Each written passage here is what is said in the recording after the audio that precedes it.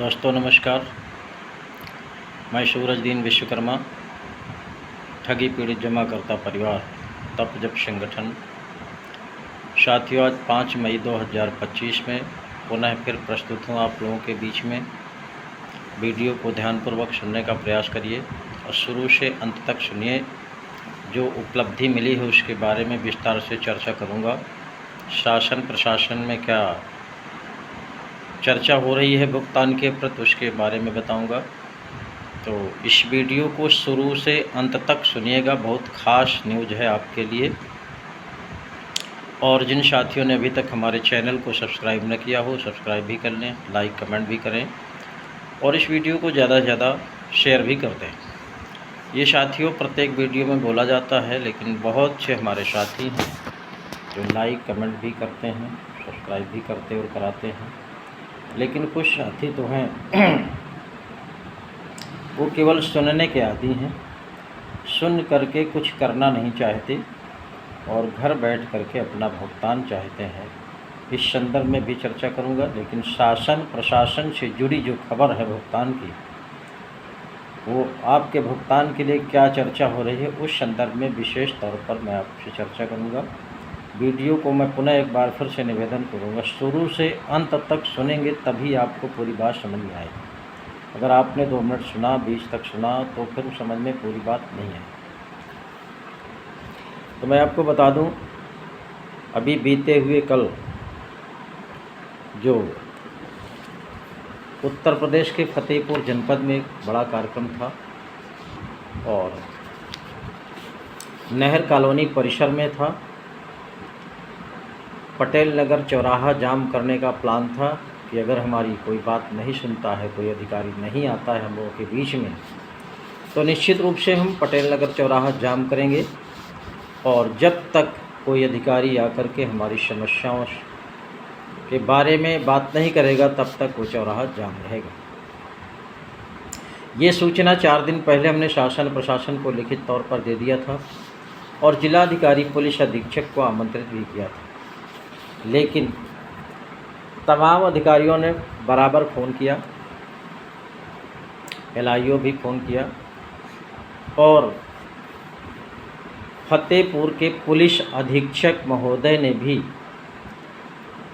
Phone करके संगठन को बुलाया पुलिस कार्यालय में। हमने अपने 3-4 साथियों को भेजा था। उन साथियों से पुलिस अधीक्षक ने पहले आरजू मिन्नत किया कि ये आंदोलन ख़त्म करिए, 9 महीने से चल रहा है, ये अच्छी बात नहीं है शासन प्रशासन के लिए, और पटेल नगर चौराहा जाम नहीं करेंगे, कोई कार्यक्रम नहीं करेंगे। इस तरह से पहले समझाने का प्रयास किया, फिर धमकी भी दिया, लेकिन हमने अपने साथियों को समझा के भेजा था कि आपको कहीं भी किसी भी तरह से डरना नहीं है, भयभीत नहीं होना है, कहीं पर कोई भी बात आवे मेरी बात कराइए। तो इस तरह से मेरे पास भी कई पुलिस अधिकारियों के फ़ोन आए, कई बार फ़ोन आए और बहुत प्रेशर बनाया कि 4 जून का कार्यक्रम ना हो, रद्द किया जाए, लेकिन हमने उस कार्यक्रम को रद्द नहीं किया। उन प्रशासनिक अधिकारियों की बातचीत से ऐसा लगता था कि उनके अंदर खौफ है संगठन का, संगठन से भयभीत हैं। चूँकि आंदोलनकारी हमारे बहुत ही आक्रोशित थे और कई महीने से जिलाधिकारी पुलिस अधीक्षक की मांग कर रहे थे, तमाम जो अव्यवस्थाएं थी उनकी मांग कर रहे थे, लेकिन कोई अधिकारी सुन नहीं रहा था और छोटे अधिकारी आते थे लेकिन उनके बस में कुछ था नहीं। इसका जब अधिकारियों को लिखित रूप में धमकी भरा लेटर दिया गया तो उनके हाथ पांव फूले और आनन फानन हम लोगों से बात करना शुरू किया, तमाम धमकी भी दिया, लेकिन हमने कार्यक्रम को कैंसिल नहीं किया। ये संगठन की बहादुरी थी, संगठन के लोगों के, आंदोलनकारी साथियों के ये बहादुरी था, उनका हिम्मत था और ये संकल्प था कि हम जब तक भुगतान नहीं हो जाता तब तक हम आंदोलन को समाप्त नहीं करेंगे। ये सितंबर में ही संकल्प ले लिया गया था। उसका नतीजा ये रहा साथियों कि जिस चौराहे को हमको जाम करना था, अधिकारियों ने उस चौराहे को बिल्कुल पुलिस प्रशासन से छावनी बना दिया था भारी भरकम फोर्स लगा दिया था और तरह तरह के फ़ोन के माध्यम से धमकियां भी मिल रही थी कि चौराहा नहीं जाम करेंगे, कार्यक्रम नहीं करेंगे, रोड में नहीं निकलेंगे। लेकिन हमने पूरी तैयारी बना लिया और जैसे ही निकलने की हमने घोषणा किया कि हम चलते हैं, चौराहा जाम करेंगे, वैसे ही अधिकारी वहाँ पर तुरंत पहुँच गए हमारे आंदोलन परिसर में और हमारा ज्ञापन लिया। उसमें 9 सूत्री मांगें थी। 9 सूत्री मांगों को पढ़ के सुनाया गया। कुछ मांगें तो ऐसी थी कि उन अधिकारी के बस में ही था। उन्होंने कहा हमको 1 हफ्ते का समय दिया जाए और हम ये सब ठीक कर देंगे। वही चीज़ आज अभी आधा घंटे पहले एसडीएम कार्यालय से एक कर्मचारी ने फ़ोन किया था कि आपके ज्ञापन को जिलाधिकारी महोदय और पुलिस अधीक्षक महोदय के पास भेज दिया गया है, उसमें विचार किया गया है। उन्होंने भी 1 हफ्ते के अंदर ये सारी व्यवस्थाओं को दूर करने की बात कही है, ऐसा कर्मचारी ने फ़ोन करके हमको बताया है। दूसरा, एक फ़ोन जहां पर आपके आवेदन जमा हो रहे हैं वहां से भी फ़ोन आया है कि अब बहुत कम संख्या में लोग आवेदन करने आ रहे हैं, क्या सभी आवेदन हो गए, इतने ही आवेदन थे, इस तरह वहाँ से भी सूचना आई है। तो साथियों, आप सभी से मेरा निवेदन है कि जहाँ पर भी आवेदन रह गए हों, सभी लोग अपने अपने भुगतान के दावे जमा कर दीजिए। अगर कार्यालय से फ़ोन आ रहा है तो निश्चित रूप से शासन से कोई न कोई गाइडलाइन आनी है या आने वाली है, तभी ऐसा मैसेज आता है। इसको बहुत हल्के में ना लेकर के साथियों, गंभीरता से विचार करते हुए अपने अपने निवेशकों के भुगतान के दावे अविलंब जमा करा दीजिए। अन्यथा अगर शासन की कोई गाइडलाइन आ गई तो जो फार्म जमा होंगे उन्हीं पर विचार होगा, जो नहीं जमा होंगे उन पर कोई भी विचार, कोई भी भुगतान की चर्चा नहीं होगी। ये बहुत ही गंभीर विषय है, बहुत ही गंभीर जानकारी है आपके भुगतान के लिए, इसको संजो करके रखिएगा। शासन प्रशासन कल से भयभीत है संगठन के कार्यक्रम से, और जिस तरह से घोषणा हुई थी संगठन के माध्यम से अधिकारियों में बिल्कुल खलबली मची हुई थी। चूँकि तमाम बार शासन प्रशासन की धमकी मिली, लेकिन हमारे संगठन के बहादुर साथियों ने आंदोलन को समाप्त नहीं किया और आंदोलन बराबर चलता है और चलता रहेगा तब तक जब तक एक एक पैसे भुगतान नहीं हो जाता। ये आंदोलन का 10वां महीना है। ये भारतवर्ष का इतिहास है कि कोई पीड़ित संगठन केवल पीड़ित मिलकर के 10 महीने से लगातार आंदोलन चला रहे हैं। ये बहुत बड़ी बात है। कहीं से किसी भी तरह का कोई सहयोग सपोर्ट नहीं है, न कोई संगठन समाज सेवी आ रहा है सहयोग करने में, न कोई राजनीतिक दल आ रहा है। तमाम तरह के नेता दिन भर हवा हवाई भाषण देते हैं कि हम समाज सेवा का काम करते हैं, ये करते हैं, वो करते हैं। एक किसान यूनियन, एक मजदूर यूनियन चलता है भारतवर्ष में, वो दुनिया भर के दिन भर अड़ंगेबाजी करता है, लेकिन ढेर सारे मजदूरों और किसानों का पैसा फंसा हुआ है, वो कभी भुगतान की चर्चा नहीं करते हैं। इसलिए संगठन ने ठाना है कि हम सभी पीड़ित साथी मिल करके इस आंदोलन को सफल बनाएंगे और अपना एक एक पैसे भुगतान सरकार से लेकर के रहेंगे, ऐसा संकल्प बनाया है। लेकिन साथियों, कुछ बाधाएं आ रही हैं हमारे आपके बीच में।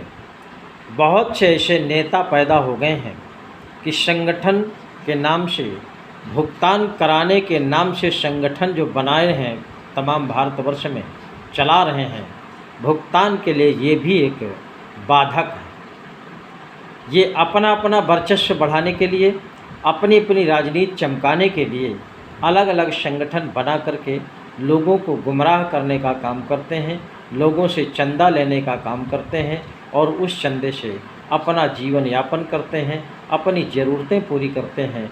इस पर भी हमारे सभी एजेंट साथियों को, सभी निवेशक साथियों से गंभीरता से विचार करना पड़ेगा और तमाम उन संगठनों को दरकिनार करना पड़ेगा और एक झंडे के नीचे आकर के जनमत पैदा करना पड़ेगा। अगर आप बहुत कम समय में भुगतान पाना चाहते हैं तो ये सब जनमत की बात सोचना ही पड़ेगा। हमारे बहुत से एजेंट साथी हैं, वो घरों में बैठ कर के आज भी गद्दार बने हुए हैं, 420 बने हुए हैं, मक्कारी का काम करते हैं और आज भी तमाम कंपनियों में जुड़ कर के कमीशन का धंधा फिर से शुरू कर दिया है और पहले तमाम लोगों को फंसा करके उनका पैसा वापस नहीं कराया, पुनः फिर से पैसा जमा कराना लोगों का शुरू कर दिया है। इसलिए देश की जनता से मेरा निवेदन है कि अब किसी भी एजेंट के झांसे में ना आकर के, किसी भी फर्जी कंपनी की स्कीमों में ना आकर के आप अपनी गाढ़ी कमाई मत फंसाइए। कितना भी आपका खास एजेंट हो, कितना भी खास रिश्तेदार क्यों ना हो, आप किसी भी एजेंट के झांसे में, किसी भी कंपनी के झांसे में अपनी गाढ़ी कमाई ना जमा करें। अगर आपके पास पैसा है तो कहीं बैंक में, पोस्ट ऑफिस में, जहां भी आपको उचित लगे वहां जमा करिए, अन्यथा आपका पैसा फिर फंस जाएगा, फिर आप स्वयं उसके जिम्मेदार होंगे। और दूसरा मैं आपसे बता दूं कि हमारे तमाम मीडिया के लोग भी हैं, उनका भी पैसा है, वकीलों का भी पैसा है, मजिस्ट्रेटों का भी पैसा है, लेकिन आपके संगठन में कोई सहयोग सपोर्ट नहीं करता है। ये बड़े दुख की बात है। सत्य को सत्य नहीं कहते और तमाम मैंने देखा है मीडिया के लोगों को कि वो केवल जिससे पैसा पाते हैं उसकी न्यूज़ छापते हैं, अगर पैसा नहीं मिलता तो न्यूज़ नहीं लगाते हैं। ये ऐसी विचारधारा तमाम मीडिया के भी लोगों की बन गई है।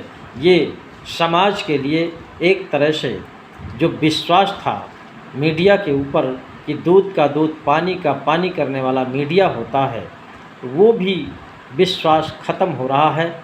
इतना बड़ा कार्यक्रम था कल का, कोई भी मीडिया वाला, कोई भी चैनल वाला इसको कायदे से निकाला नहीं है। कुछ लोगों ने आंशिक रूप से निकाला है, उनको मैं बहुत बहुत बधाई देता हूँ, बहुत बहुत धन्यवाद देता हूँ। जबकि कोई भी मीडिया वाला नहीं बचा जिसका इस तमाम चिट फंड कंपनियों में पैसा ना फंसा हो, लेकिन अंतर्मन से सहयोग नहीं करते, सपोर्ट नहीं करते। बहुत से विद्वान वकीलों का भी पैसा फंसा हुआ है, वो भी कभी सहयोग और सपोर्ट नहीं करते। और जबकि कानून को जानने वाले होते हैं और हम कानून को लागू कराने की ही बात करते हैं। बर्ड्स एक्ट 2019 भारत सरकार का बनाया हुआ कानून है, ये केवल भुगतान के लिए सरकार ने बनाया है। उस कानून को पढ़ने के लिए तमाम वकीलों को किताबें भी दी गई हैं और पहल करने की अपील भी की गई है, लेकिन वकीलों ने भी किसी भी तरह का कोई सहयोग सपोर्ट नहीं किया है। इसलिए ऐसा लगता है कि दुनिया केवल पैसे की है। पैसे खर्च करो तो लोग आपकी तरफ देखेंगे, अगर पैसे नहीं दोगे तो कोई आपकी तरफ देखने वाला नहीं है। लेकिन संगठन ने ठाना है कि मीडिया सपोर्ट करे या ना करे, चैनल सपोर्ट करे या ना करे, कोई कानूनी व्यक्ति सपोर्ट करे या ना करे, लेकिन देश में लगभग 40 से 45 करोड़ लोग हैं जिनको इन चिटफंड कंपनियों के ठेकेदारों ने ठगा है। ये सभी मिलकर के ऐसा आंदोलन खड़ा करेंगे देश में कि सरकारें हिलेगी और सरकारों को एक एक पाई से भुगतान करना पड़ेगा, अन्यथा सत्ता की गद्दी छोड़ना पड़ेगा। क्योंकि हमारे संगठन ने आवाज़ लगा दी है, नारा लगा दिया है कि ठग बेईमानों भारत छोड़ो, भुगतान करो या सत्ता छोड़ो। इस तरह के नारों की गूंज पूरे देश में गूंज रही है और ये हो के रहेगा। जिन एजेंट साथियों को, निवेशक साथियों को अगर भरोसा न हो कि इस कानून के तहत भुगतान नहीं होगा, अगर भुगतान नहीं होगा तो फिर ये कानून बनाया क्यों गया है, ये सवाल खड़ा होता है। अगर ये कानून भारत सरकार का बनाया नहीं गया था या ये भुगतान वाला कानून नहीं है तो जिलाधिकारी कार्यालय में भुगतान पटल की स्थापना कैसे हो गई, भुगतान के दावे वहाँ कैसे जमा हो रहे हैं, ये विचार करने वाली बात है। जिन साथियों के दिमाग में ये संशय बना हुआ है वो दूर करें इसको और एक साथ मिलकर के भुगतान की आवाज़ लगा दें। निश्चित रूप से आपका एक एक पाई से भुगतान हो जाएगा। अन्यथा एजेंटों की क्या दुर्दशा है ये रोज़ बताया जाता है। वो स्वयं में समझ लें, आगे कौन सी दुर्दशा होगी इसके बारे में भी विचार कर लें। आपको मैं फिर से आमंत्रित करता हूं और अपने संगठन के साथियों से भी निवेदन करता हूं कि आपने जो कार्यक्रम कराया वो सफल रहा है। आप लोग बधाई के पात्र हैं, आपका बहुत बहुत आभार भी मैं व्यक्त करता हूं। लेकिन आगे आपको संगठन का सदस्यता अभियान चलाना पड़ेगा और सदस्यों की संख्या बढ़ानी पड़ेगी, क्योंकि अभी हमारे संगठन में जिस तरह से सदस्यता होनी चाहिए वो सदस्यता नहीं है। बहुत कम लोग संगठन से जुड़े हुए हैं, आने को तो बहुत लोग आते हैं लेकिन संगठन से बहुत कम साथी जुड़े हुए हैं। इसको बैठक करके सदस्यता अभियान चलाइए, ग्रुप वाइज बैठक करिए, हर तहसील और ब्लॉक गांव सभाओं में बैठक करिए, बैठक के माध्यम से सदस्यता अभियान को बढ़ाइए। क्योंकि अधिकारियों में बहुत बड़ा खौफ बन गया है। आपको आपके संगठन को पूरी तरह से शासन प्रशासन पहचान चुका है, पूरी नज़र शासन प्रशासन की आपके संगठन पर रहती है। दूसरा, सरकारों के बीच में आपके भुगतान के चर्चा का विषय बना रहता है। अधिकारियों से जब व्यक्तिगत रूप से हम लोग मिलते हैं, बात करते हैं भुगतान की, तो वो भी एक्सेप्ट करते हैं इस बात को कि नहीं, बर्ड्स एक्ट 2019 के तहत भुगतान करना चाहिए सरकार को। लेकिन सरकार जब आदेश करेगी तो हम लोग मजबूती से बर्ड्स एक्ट 2019 के तहत उन ठगों के ऊपर कार्रवाई भी करेंगे और प्रत्येक निवेशक का एक एक पाई से भुगतान भी करेंगे। इस बात को अधिकारी एक्सेप्ट करते हैं। लेकिन साथियों, सरकार को हिलाने के लिए हमको आपको बहुत बड़े जनमत की आवश्यकता है और जनमत हमारे आपके पास है। केवल जागरूक होने की आवश्यकता है। लाखों की तादाद में सदस्यता कर दीजिए, लाखों की तादाद में सब्सक्राइबर कर दीजिए, तो आपको अपने आप देश में पहचान होगी और जनमत खड़ा होगा। आपका भुगतान की प्रक्रिया शुरू हो जाएगी, कोई भी माई का लाल रोक नहीं पाएगा। जय हिंद, जय भारत।